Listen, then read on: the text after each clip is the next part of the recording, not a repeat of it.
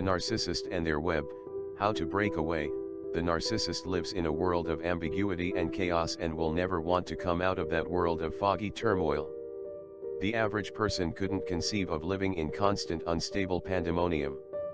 It makes no sense to want to live that way, and yet the narc fights every attempt at being brought into the light, into peace, into contentment, into stability.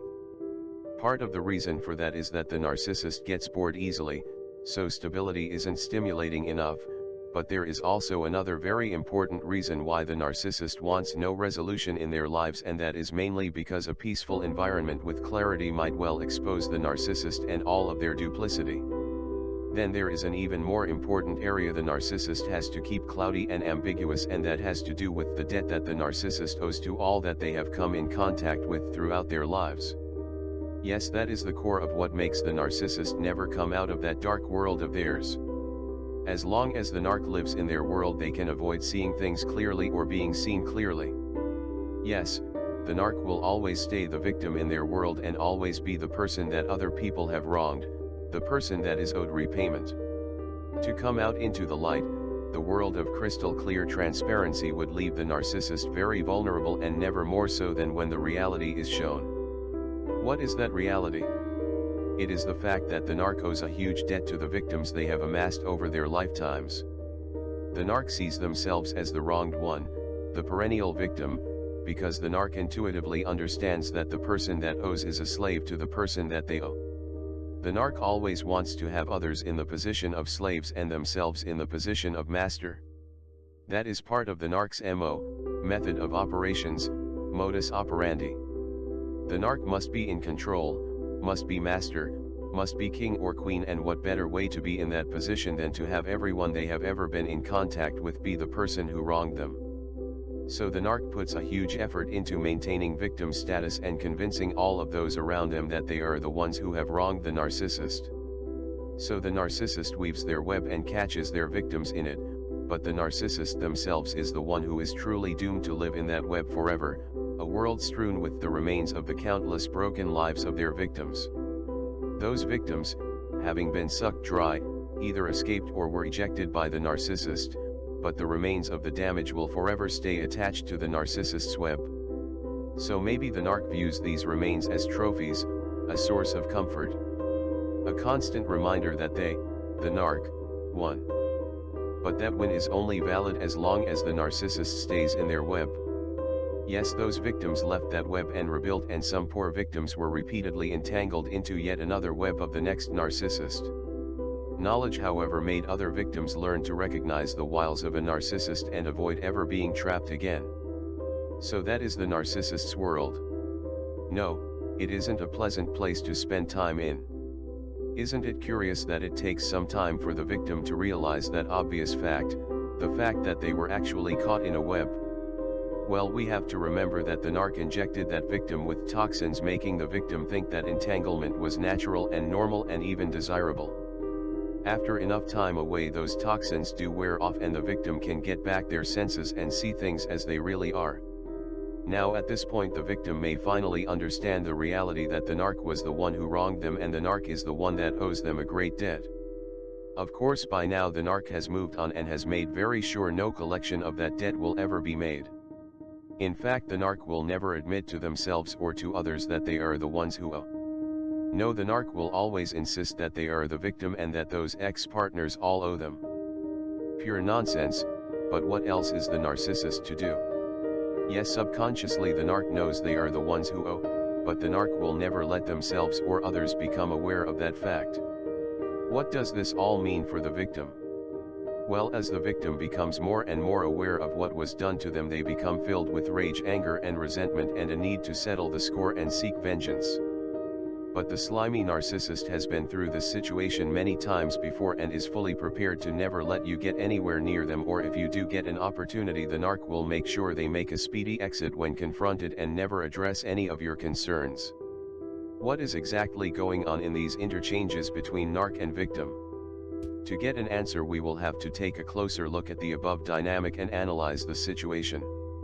To do that, we will have to look at the relationship between a debtor and the person who is owed the debt. By definition, the person who owes is a slave to the person who is owed, and this really gets to the heart of the conflict that takes place inside the victim. The victim intuitively, subconsciously understands that they are owed, that they are in a position of power after having suffered the abuse, and the narcissist is equally aware of owing on the very same level of subconsciousness. Yet consciously the victim feels powerless, while at the same time the narcissist seems to have all of the power. Yes, consciously the dynamic makes the victim the slave, with the narcissist as master and in control. But like everything else relating to narcissists, that outward appearance is fantasy, and in this case it is the exact opposite of reality. The narcissist is actually the slave and the victim is the master. So as a victim you have to understand that dynamic. You think you are in the worst position and the narc has moved on and is in the superior position with no ill effects suffered and in a new relationship. But you have to ask this question of yourself. Would you want to be the person who owes or the person who is owed? Well, you don't have that choice, but when you think about it, the person who is owed is in a far better position. That person has the power to forgive the perpetrator and grant that narcissist their freedom. Of course, the narcissist will never accept that reality and will never appreciate or comprehend the great gift they are given, but that isn't really the point. In granting the narcissist freedom, since you the victim have all of the power to do that, you have freed yourself as well. That is right, the narcissist has no power at all. For the narc to be able to live in clarity, get out of their web, they would have to see things as they really are, see themselves as the perpetrator, the one who owes, the one who is enslaved, the one who depends on the victim, who is by default the narc's master, to free them. Yes, the narc depends on your forgiveness, but you the victim have no dependence on the narcissist whatsoever to gain your freedom. You are fully in control. You are the master, and until you are willing to release the narcissist from his or her bondage to you, you will also be bound to the abuse, stuck in that web, so to speak. You can now free yourself. You can break that psychic bond that connected you to the narcissist. Yes, in a way that resentment and anger you felt for the narcissist meant that the narc was still with you, and you with them. Those emotions maintained the emotional connection you had with the narcissist.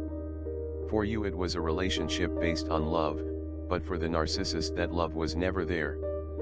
Post-relationship, the victim who has the ability to love is naturally still attached to the narcissist. The very nature of love is that it doesn't let go even in the face of terrible adversity. But that was on the victim's end, the victim who is normal. The narc is different when it comes to that bond. The narc never loved and could really care less what happens to their previous partner. The narcissist was never emotionally attached to the victim. If the narc does have any attachment whatsoever to the victim, it is either to enjoy seeing the victim pine for them, or to torture the victim by flaunting a new relationship, or to get the sick thrill of getting the victim to believe that they have changed and perpetrate another con job on their partner once again. Yes, it is quite a thrill for the narcissist. It makes them almost feel omnipotent and invincible when they can treat a person with absolute disrespect and cruelty and then return and once again deceive the victim and have them eating out of their hands. No, it isn't about love at all for the narcissist. It is about control and being superior to their target victim. It's all about playing God and having another person worship them. So whether the victim sees it or not, any attachment that exists between them and the narcissist is to the advantage of the narcissist and to the detriment of the victim. The victim gets no benefit whatsoever in maintaining that emotional connection to the narcissist. So if the victim is ever to truly heal, every last trace of that bond must be eliminated. No, that isn't what a caring, loving human being should do, but when dealing with a narcissist it is the only appropriate thing to do, especially if there are no children and you haven't married. Yes, it will mean saying goodbye to the narcissist, and being that we do still have love for that person despite all that they have done, it means we will need to let go. Every victim has the power to decide when that day comes. The day that the narcissist is fully detached from our existence. The narc, with all of their ability to deny everything, has no say and no power as to when you release them.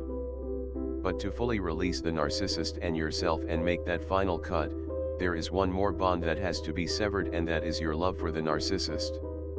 So yes, you release the narcissist from their debt that they owed you, you eliminated your need for vengeance, and now you still have that bond of love that is holding you down. Let's make this clear, the narcissist neither wants nor needs nor appreciates that love, so keeping the flame alive will do nothing at all to benefit the possibility of a future relationship. On the contrary, the narc will simply use that last vestige of love as a tool to extract even more energy from you, the victim. The narc will callously use your love as a tool to manipulate, and because they have already burned you, the narc will actually think in their heart that you are asking for further abuse, that you actually deserve it. Think about that. So yes, it is time to sever that love bond. My deadline was 1 year, and that day is approaching soon and may well be past by the time this script is made into a video. Yes, I gave it a full year before pronouncing the relationship abandoned. A full year to remove all doubts that the narc was just not thinking clearly and actually is sorry for all that they have done. A full year to pay respect to the love and the commitment I had to that person. To do less would have meant my love and commitment were as fake and phony as that of the narcissist. Forever holding on to my resentment could have sealed the narcissist's fate for eternity as an eternal debtor, but I choose to release them from their debt and wish them happiness and joy in whatever relationship they are now in. Jesus allowed my sins to be forgiven, so I am obliged to forgive the narcissist as well, or have my forgiveness placed in jeopardy. In so doing, I have freed myself, and yes, it is with tears in my eyes. Tears for all of the plans and dreams, all of the things we were yet to do together, all of the beaches we would comb and quiet weekends together, all of the sunsets that we will never share. Yes, it was all narcissistic future faking. All fantasies that would never come true as I tried to bring peace and contentment to someone who was living in a web of lies, and being that I didn't realize I was in that web with her, I could never understand what was binding us and binding me to that frustration and chaos and fog and ambiguity. Yes, it was a web that I was caught in, and now I am free. Am I better off, happier, more joyful today than I was 1 year ago, October 6, 2016?